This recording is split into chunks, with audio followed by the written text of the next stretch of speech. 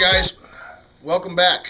Part 2 of GunTortureTests.com's Essential 1911 mods.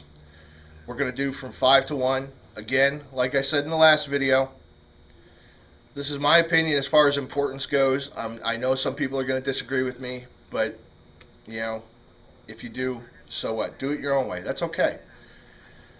Click the link right here to go back to see the first video in case you haven't seen it in this series. And it's not really a series, it's 2 videos, but whatever. So we'll just jump right into it.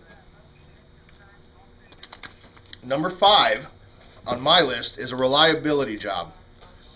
Reliability is exactly what it sounds like, okay? It's exactly what it sounds like. It's making the gun more reliable. That includes, I had the safety on. That includes polishing the feed ramp, throating the barrel. Most production guns, when I say production, I don't mean production class, I mean, production guns off of an assembly line, especially the barrel throat, okay, is not going to be super awesome. So if you're using a stock barrel and it's not a match barrel that's already throated and everything else, you want to have the barrel throated. And you want to polish the feed ramp. The reasons for this are, I mean, there's tons of them, but the biggest reason is it has everything to do with hollow point ammunition. 1911s were designed around full metal jackets, 230 grain full metal jacket. That's the way John Moses Browning designed the gun. That's what he intended. But we think we know better, and I know I carry hollow points. I carry Hydra shocks, okay? So because of the feed angle and the way the gun was designed, it's sometimes rather difficult to get hollow point ammunition to feed reliably. So, polishing the feed ramp, throating the barrel, throating the chamber, tweaking the extractor or replacing the extractor. If you have a shorter 1911, like the old officer size Colts, where the spring plug is held in with that little tab, you have to replace that with a flanged one, okay? You get rid of that thing. They're very, very unreliable, and they have a real bad reputation because it's just a tiny little tab. And they have a real bad reputation for that tab shearing off, and then your gun don't work. And if your gun don't work, the gun don't shoot. If the gun don't shoot, well, that's bad, okay? Number 4, grips. I don't like rubber. I don't like the way it feels. Rubber gets slick. It's just not good. I'm a big fan of a material called G10. And G10 is impervious to most solvents and oils. It doesn't expand or contract with temperature fluctuations. It doesn't rot. It doesn't mold. It doesn't mildew. It always holds its shape. It will hold its shape no matter what kind of design or how aggressive or light or how aggressive or non-aggressive you get for a pattern. It will never wear down. G10 makes your teeth whiter. It adds fuel mileage to your vehicle. It makes you more attractive to the opposite sex. There's a lot of manufacturers that use G10 to make grips. VZ Grips, Nighthawk, Wilson Combat, so on and so forth. So get some G10 grips, okay? Try them out. Seriously, you'll love them. The other thing is some people have smaller hands, not these big mitts that I have. So the standard thickness grips might be too wide for you. Even though it's a single stack gun, the grips might make it just a little too wide for you to be comfortable shooting it and for you to be able to manipulate the controls effectively. So you can get thinner grips. Now remember, if you get thinner grips, you're going to want to put lower profile grip screw bushings in, okay? Just keep that in mind.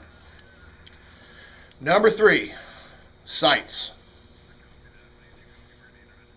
A narrow front sight, with some sort of high visibility factor, whether it's a fiber optic sight, which is my personal favorite, or a night sight, and a rear sight with a wide channel, completely blacked out. This is a combat gun, okay? This isn't a bullseye gun. If you're going to put Bomar adjustable sights on it and shoot bullseye with it, that's fine. But if it's a carry gun, You don't need that, okay? What you want is something for your eye to key in on. And if you get too busy between the sights, your eye's going to get confused, and you're not going to hit what you're hoping to hit.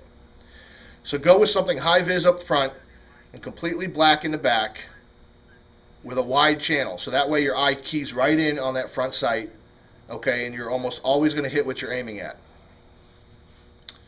Number 2, a beaver tail grip safety. Now, almost every production gun today comes with a beaver tail grip safety, okay? However, there are differences.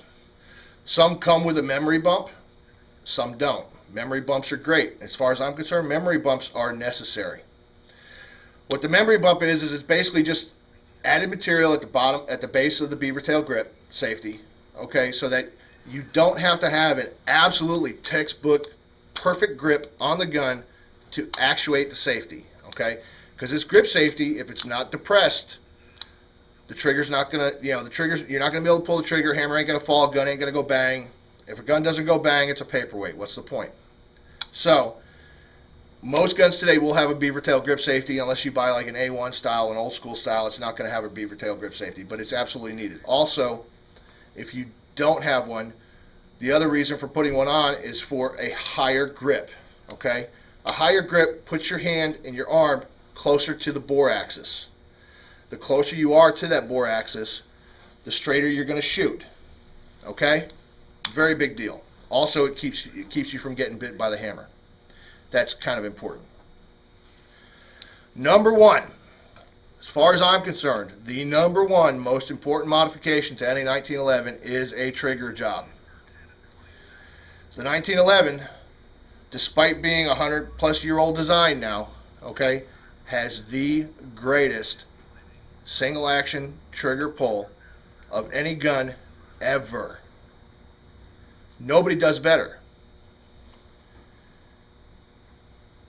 However, if you watched my video doing a trigger job the GTT way, you know how to do a trigger job.